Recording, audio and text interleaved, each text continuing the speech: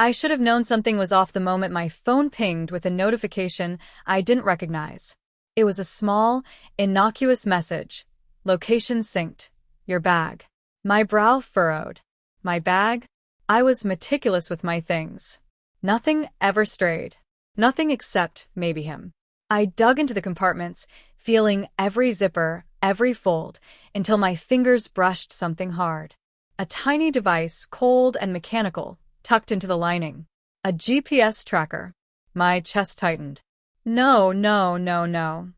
I whispered, staring at the little black box. My pulse raced, a mix of disbelief and rising panic. How long had he been tracking me?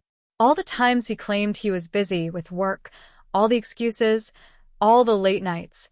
Had he been lying every single time? Bonhua, I muttered under my breath, voice trembling. What have you been doing? I tried to stay calm, to think rationally, but my hands shook as I pulled up the tracking app. Every movement, every stop he had made in the last week appeared in a neat, cruel little trail. And the endpoint glowed ominously. A luxury hotel downtown. My stomach dropped.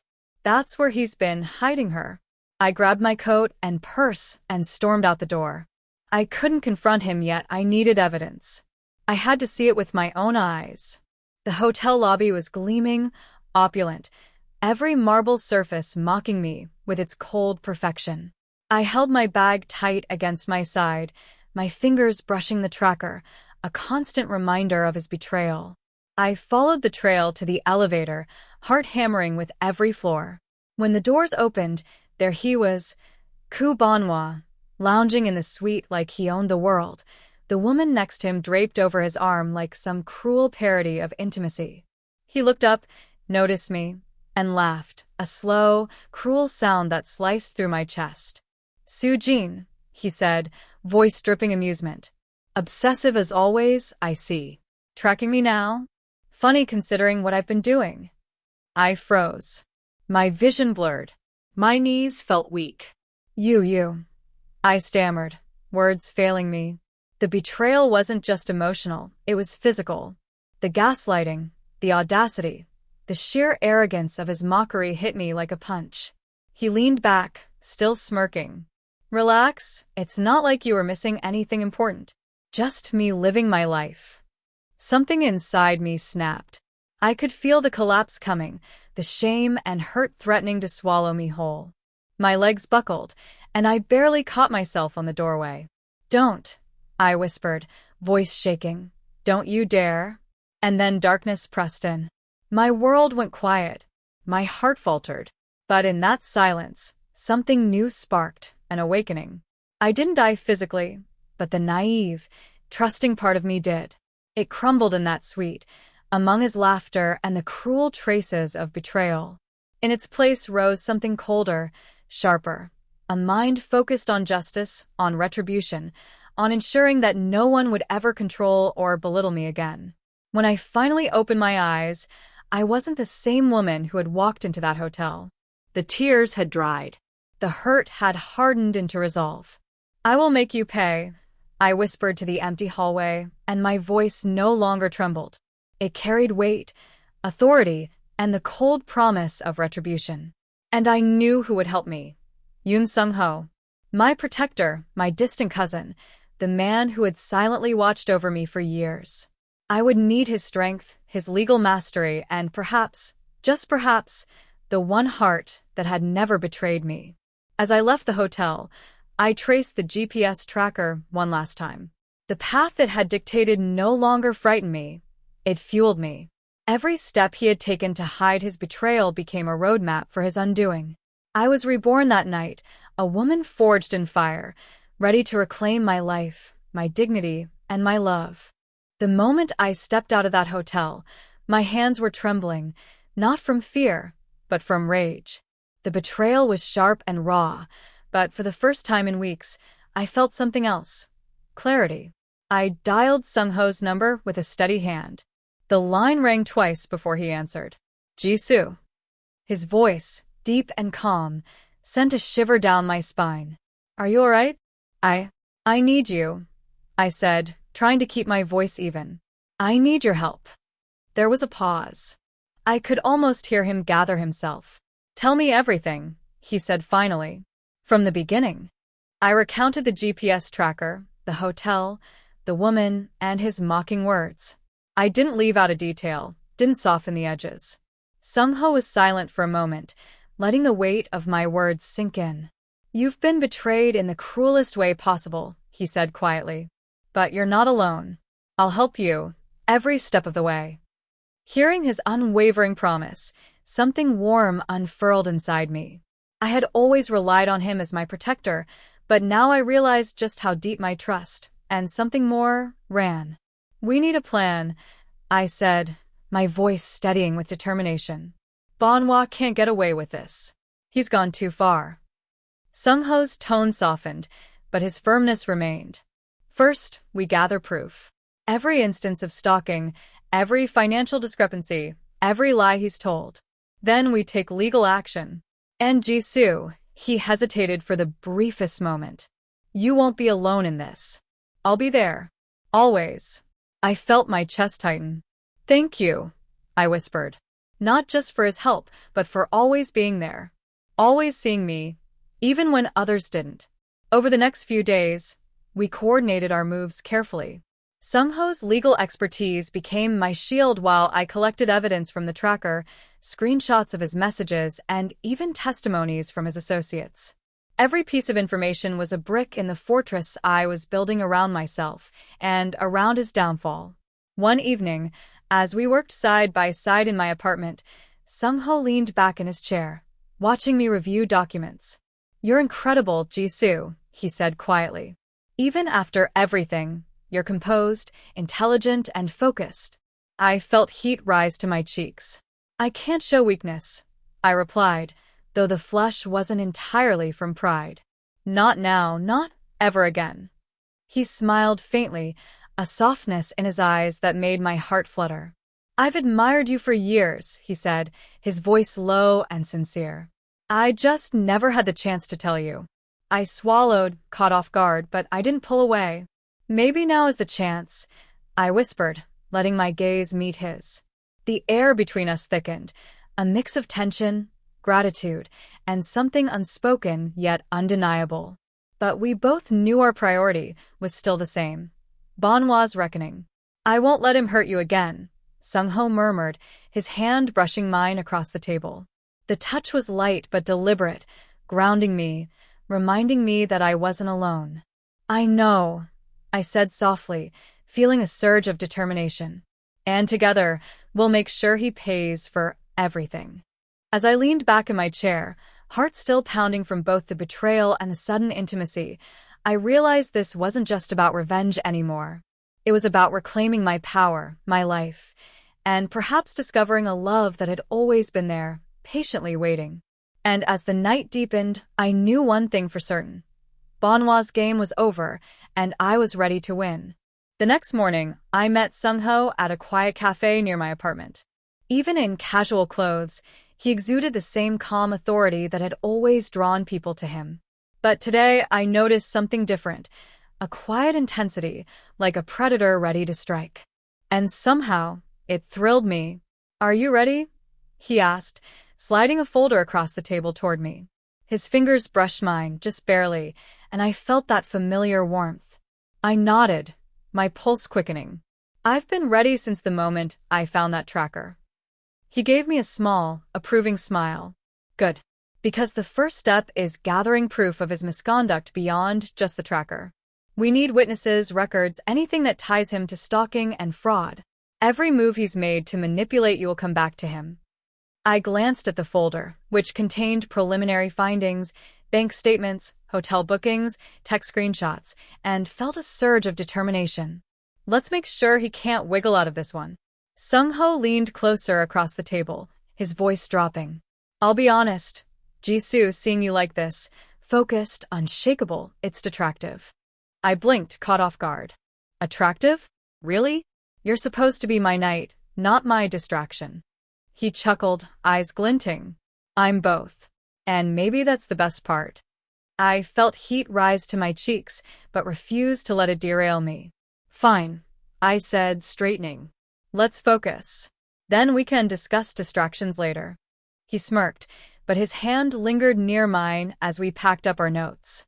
That tiny touch alone felt like a secret promise, support, protection, and something more. Over the next few days, we worked tirelessly. Sang-Ho leveraged his connections to gather more evidence: security camera footage from hotel entrances, testimonies from hotel staff, and even insider information about Bonhwa's financial dealings. One afternoon, while reviewing hotel footage at my apartment, he hovered close behind me, pointing at the screen. "See here?" He entered with her at 8:07 p.m., and the message he sent to you says he's at a seminar. Perfectly timed lies. I nodded, my jaw tight with anger. He thinks he's clever. But clever doesn't mean untouchable. Sang-Ho's hand brushed mine accidentally, or perhaps deliberately, as he handed me a printout. My breath hitched. "Careful," I said softly, though my tone betrayed a thrill I didn't expect. "I've been careful my whole life," he murmured, leaning just slightly closer. "But sometimes carelessness leads to the best outcomes." I felt a shiver run through me but turned back to the documents, forcing myself to focus. "Don't let him see that he affects you," I warned. "We need clear heads." He nodded, though the playful glint in his eyes suggested otherwise. "I'm focused mostly. But I won't hide that I've always wanted to protect you, Jisoo. Not just now, but for years." The admission made my chest tighten. I kept my voice steady, but my fingers curled slightly around the papers. "And now? Will you?" "Now." He leaned closer, close enough that I could feel the warmth of his breath. "Now I have no choice." We shared a brief, fleeting moment of awareness, two people bound by shared history, trust, and the desire to see justice done. It wasn't just about Bonhwa anymore. It was about us, about finally recognizing the bond that had always been there, simmering beneath the surface. As I watched the footage of Bonhwa laughing with his mistress, I felt a cold, precise resolve harden inside me. Sang-Ho's presence, calm yet commanding, reminded me that I wasn't alone. And in that moment, I realized something vital. The first strike in our battle wasn't just legal, it was personal. It was about reclaiming my life, my dignity, and perhaps discovering a love that had quietly waited for me all these years. The morning air was crisp as I arrived at Bonhwa's office building. I didn't come to beg or plead. I came to make him face the consequences of his actions. Sang-Ho had insisted on accompanying me, though he let me take the lead. I appreciated his presence. It grounded me, reminded me that I wasn't alone in this fight. As we entered the lobby, I could already feel Bonhwa's smirk lurking somewhere behind the polished glass doors. He always thought charm could cover his sins. Today, I would prove him wrong. Sang-Ho's hand brushed mine as we waited for the elevator. The subtle contact sent a thrill through me. "Steady," he murmured softly. "Remember, we have him covered from every angle." I nodded, taking a deep breath. "I'm ready." The elevator dinged, and we stepped out. Bonhwa appeared moments later, lounging against his mahogany desk, clearly expecting theatrics. "Soo-jin," he said, voice silky. "To what do I owe the pleasure?" His gaze flickered to Sang-Ho, a hint of unease beneath his usual arrogance. "Cut the act," I said sharply. "We know everything. The tracker, the lies, the late-night escapades. Don't bother pretending you're innocent." Bonhwa's smirk faltered, though only for a second. "You're overreacting. It's none of your concern." Sang-Ho stepped forward, eyes cold and commanding. "It is our concern. And legally, it's very much your concern. Every instance of stalking, every fraudulent transaction, it's all documented. You've overstepped, Bonhwa. Way overstepped." I felt a surge of vindication. I had been planning this moment, preparing my case alongside Sang-Ho, and now I could see him crumble, even slightly. "You're bluffing," he said, voice rising. "No one would." "Oh, but we're not bluffing," I interrupted, my voice steady. "I see. The GPS tracker in my bag? Proof of your obsession. The hotel footage? Proof of your lies. And the financial audits? Let's just say, It's going to be very difficult for you to explain your lifestyle without answers. Sang-Ho stepped closer to me, his presence a protective shield. I suggest you call your lawyer, he said, low and dangerous. Because we're done playing games. Bonhwa's eyes darted between us, and I felt the rush of triumph. He realized, perhaps for the first time, that I was no longer the naive woman he had tried to control. I was reborn, cold, sharp, and unstoppable. After a tense moment, he snapped, You'll regret this. I let a small, controlled smile grace my lips. Regret is a funny thing, Bonhwa. Usually, it comes after you've been exposed. Sang-Ho brushed my hand lightly, and I felt my resolve mix with a warmth I hadn't expected. Don't worry, he murmured. I won't let him touch you. Not now, not ever. I turned to him, our eyes locking, and for a heartbeat, the world outside that office ceased to exist. Thank you, I whispered. His lips curved slightly, teasing but sincere. I told you, I'm always here. And sometimes, the best revenge comes with a little company. That small spark between us, tender, protective, flirtatious, was dangerous and exhilarating. But I didn't pull away. Not now, not ever. As Bonhwa scurried off to call his lawyer, I realized something important. This was only the beginning. Each confrontation, each piece of evidence, each calculated move would bring me closer to justice, and closer to the man who had quietly always been by my side. And for the first time since the betrayal, I smiled not out of pain, but out of power. The following days were a whirlwind of emails, phone calls, and legal maneuvering. Sang-Ho orchestrated every move with meticulous precision, his calm confidence a stark contrast to the chaos Bonhwa was beginning to face. And somehow, amidst all the tension, I found myself drawn closer to him. Not just out of gratitude, but something far more complicated. We sat in my apartment, surrounded by documents and spreadsheets, when my phone buzzed. Another message from Bonhwa. This isn't over, Jisoo. You'll regret this. I showed it to Sang-Ho, who read it carefully before setting the phone down. Regret? He doesn't understand what it means to face consequences, he said softly, then looked at me. But you, Jisoo, you're handling this beautifully. My heart skipped a beat at the compliment, and I had to remind myself to focus. Beautifully isn't the word I'd use, I said, but my lips quirked into a small smile. He leaned closer, his eyes scanning mine. I'd use it, he said, his voice low and warm. You're sharp, focused, unrelenting, and honestly irresistible. Heat rushed to my cheeks. Irresistible. I repeated, trying to sound unaffected, though my fingers curled slightly around the documents. Yes, he murmured, brushing a stray strand of hair from my face. Even now, in the middle of chaos, you're captivating. I felt my pulse quicken, but I refused to pull away. Instead, I let a small smirk form. Careful, Sang-Ho. You're supposed to be my protector, not my distraction. He chuckled softly, leaning back slightly. Maybe I can be both. The subtle flirtation hung in the air, but we returned our attention to Bonhwa. Sang-Ho had arranged a preliminary hearing where we presented evidence of stalking and fraud. Every detail we laid out chipped away at the facade he had carefully built. Later that evening, after the hearing, we walked through the quiet streets near my apartment. The air was cool, but I felt a warmth in my chest from being near him. You know, I said lightly, this would be so much harder without you. Sang-Ho smiled, slipping his hand lightly into mine. And yet, here you are, taking it all head-on. You've grown stronger than you realize. I glanced at him, heart fluttering. Strong enough to take him down? Strong enough to take him down and come out unscathed, he said, squeezing my hand gently. And maybe strong enough to let me walk beside you through it. I swallowed, feeling a mixture of desire and trust rising inside me. You're not just walking beside me. You've been here all along. He stopped, turning to face me fully. The closeness, the intensity of his gaze, made my knees feel suddenly weak. And I'll stay, he whispered. Through every step of this, and after.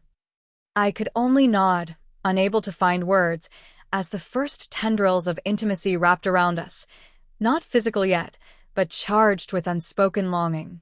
We spent the next week building our case, working side by side, growing closer in the process.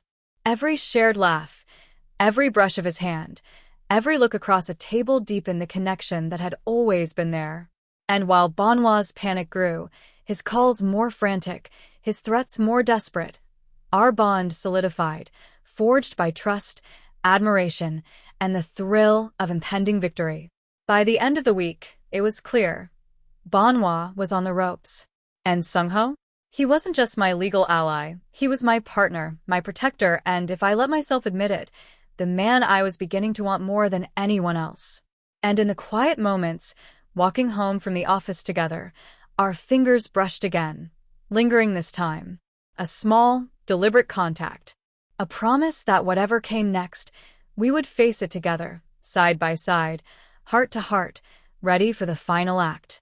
Bonhwa's arrogance had always been his armor, but lately, I could see cracks forming. Every phone call he made, every message he sent, reeked of desperation. Sang-Ho and I had systematically dismantled his carefully constructed lies, and now he was beginning to realize that his control over me, and over his own life, was slipping through his fingers. We were in my apartment, going over the final pieces of evidence before submitting them to the court. Sang-Ho hovered close, the scent of his cologne subtle but intoxicating, grounding me even as my mind raced with anger, anticipation, and something else, something undeniably magnetic. "Jisoo," he said softly, leaning over the table as he pointed to a document. "If we present this tonight, he won't have a single escape. Every transaction, every manipulation, everything tied directly back to him." I met his gaze, heart hammering for more than just the adrenaline of revenge. "Are you sure he'll crumble?" I asked, though I already knew the answer. Sang-Ho smirked, a slow, confident curve of his lips. "He's already crumbling.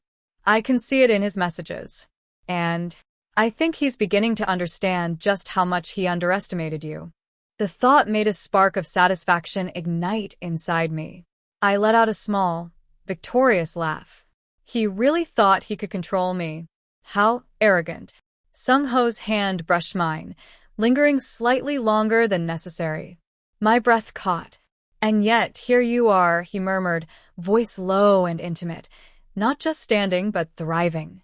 I swallowed, feeling a rush of warmth at the intensity of his gaze.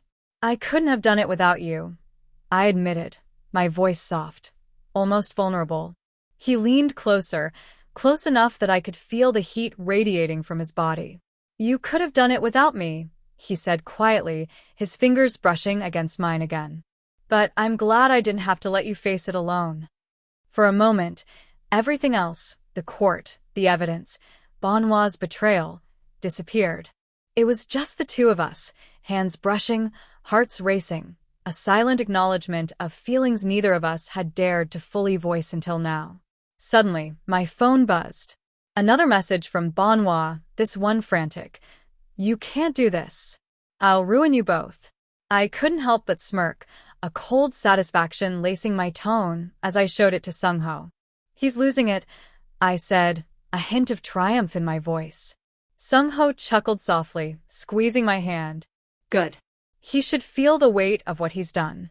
And soon he will." We spent the evening meticulously reviewing our strategy, each piece of evidence a hammer striking down the walls Bonhwa had built around himself. And all the while, our connection deepened, playful teasing and subtle flirtation weaving through our collaboration. At one point, as he leaned over to point out a small detail, our faces were mere inches apart. My pulse raced. "Careful, Sang-Ho," I whispered, half in warning, half in invitation. His eyes flicked to mine, dark and earnest. "I've been careful for years, Jisoo," he said softly, "but sometimes rules are meant to be bent." The heat in his gaze, the nearness of his body, made it nearly impossible to focus on the papers in front of me. But I didn't pull away. Instead, I let the tension linger, a delicious mix of danger, desire, and trust. By the time we finally leaned back, exhaustion and exhilaration tangled together. Banhwa was cornered, the walls closing in, and Sang-Ho's hand still lingered over mine. For the first time in weeks, I felt more than just the thrill of revenge. I felt safety, warmth, and a promise, one that went beyond justice. One that suggested a future where I wasn't just protected, but cherished. And as I leaned slightly into his shoulder, allowing a small, intimate closeness, I knew that soon, the final act of this betrayal would unfold, and that the man standing beside me would not just witness it, but be the one who shared every triumph and every stolen, heart-fluttering moment along the way. The courthouse felt colder than I remembered, but the chill couldn't touch the fire simmering inside me. Banhwa was there, visibly rattled, surrounded by his lawyers, his arrogance finally cracking. Every glance he cast my way was laced with fear now, the first real consequence of years spent underestimating me. Sang-Ho stood at my side, calm, protective, and impossibly magnetic. I felt a small thrill at the sight of him, knowing he had orchestrated nearly every step of this moment. His hand brushed mine once, a reassuring squeeze, and my pulse jumped, not from fear, but from desire. "Are you ready?" he asked softly, leaning slightly closer so only I could hear. His breath was warm, and the subtle scent of him made my heart race. "I've never been more ready," I said, gripping my folder tightly, though the tremor in my fingers betrayed the mix of adrenaline and anticipation. The proceedings began, and with each piece of evidence presented, GPS tracker records, hotel surveillance, text messages, and financial discrepancies, I felt Banhwa's facade crumble further. His confident smirk disappeared, replaced by flickers of panic and desperation. Sang-Ho's voice was steady, commanding, and precise as he explained each violation. "Your client has manipulated, stalked, and defrauded Ms. M. The evidence is irrefutable. The court will see the full extent of his actions." Banhwa's protestations were weak, desperate, almost pathetic. I allowed myself a small, triumphant smile. "You're finally seeing the truth, aren't you?" I murmured under my breath, just loud enough for Sang-Ho to hear. He leaned closer, the warmth of his body brushing mine, and whispered, "Not just the truth, but that you are unstoppable, Jisoo." I caught the heat in his gaze, my own heartbeat accelerating.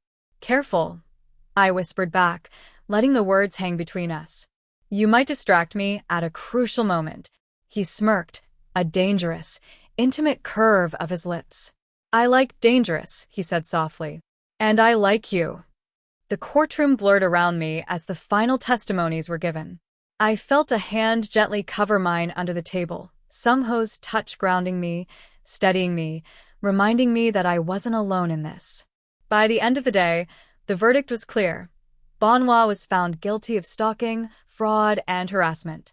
His assets were frozen, and legal consequences ensured that he could no longer manipulate or intimidate anyone. The man who had tried to control me was finally powerless, and I had reclaimed my life. Later, as we stepped out into the evening air, the city lights reflected in Sang-Ho's eyes. He brushed a strand of hair from my face, his fingers lingering just slightly. "You are magnificent today," he said, voice low and intimate. "Powerful, brilliant, and breathtaking." I felt a heat rush to my cheeks, but I didn't pull away. Instead, I let myself lean slightly closer, savoring the closeness. "And you are my anchor," I whispered. He smirked, stepping closer until our bodies almost touched. "I'll always be your anchor," he murmured, letting his hand rest lightly on my waist. "And maybe something more, if you'll let me." I tilted my head up, searching his eyes, feeling the electricity between us. "I think I'm ready to find out," I breathed. The tension that had simmered for weeks, the trust, the shared battles, the unspoken desire, finally reached a head. Sang-Ho leaned down slowly, his lips brushing mine in a tentative, teasing kiss that left my heart hammering. I responded immediately, leaning into him, letting the years of friendship, trust, and hidden longing pour into that moment. It was gentle, yet fierce. Protective, yet intimate. A promise that whatever came next, we would face it together.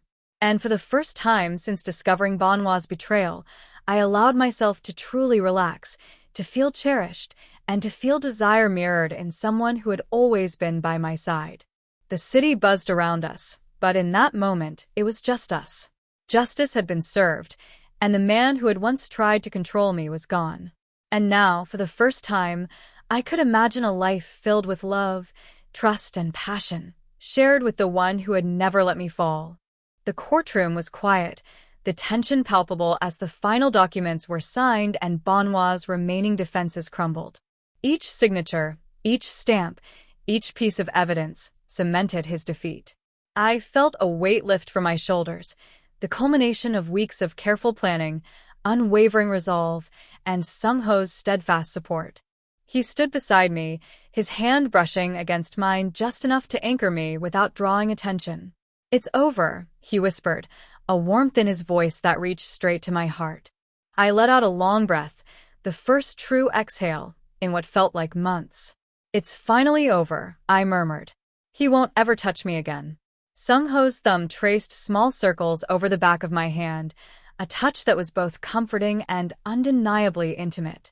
"Not him and no one else. Not as long as I'm here." I looked up at him, my chest tightening with emotion. "I don't know what I would have done without you," I admitted, voice low.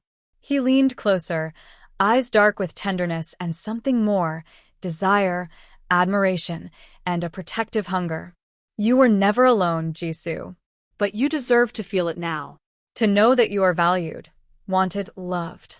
The words, so raw and sincere, made my heart leap.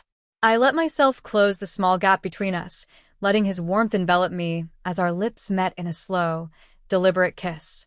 There was no rush, only a careful exploration of feelings that had been simmering beneath the surface for years. His hands rested lightly on my waist, pulling me closer, while mine traced the line of his shoulders, memorizing the comfort and strength I had longed for. Each brush of skin against skin, each whisper of breath, was a promise that I was finally safe and cherished. "Jisoo," he murmured against my lips, voice husky, "I've waited my whole life for this for you." I smiled against him, letting a shiver of delight run through me. And I finally realized I was waiting too. We spent the evening together, first in quiet conversation, then in the intimacy of touch, hands entwined, soft caresses, lingering kisses that spoke of trust, passion, and the slow blossoming of a love long denied. It was a careful dance, one built on mutual respect and the thrill of survival. Every touch was a reminder that the past, the betrayal, the pain was gone. Every kiss was a promise for a future together, uninterrupted and filled with desire. Later, as Sang-Ho held me close, I rested my head against his chest, feeling the steady beat of his heart. "So this is what it feels like," I whispered, "to finally be protected and loved." He tightened his arms around me, lips brushing my hair. "Not just protected," he murmured. "Adored, desired, and always beside you." For the first time in months, I felt completely free, reborn not just as a woman of justice, but as a woman of love. Bonhwa's shadow had vanished, replaced by the warmth, security, and fiery passion of the man who had always been my true partner. And in that quiet, stolen moment, I realized something profound. Revenge had its satisfaction, but love, steady, unwavering, and mutual, was the sweetest victory of all.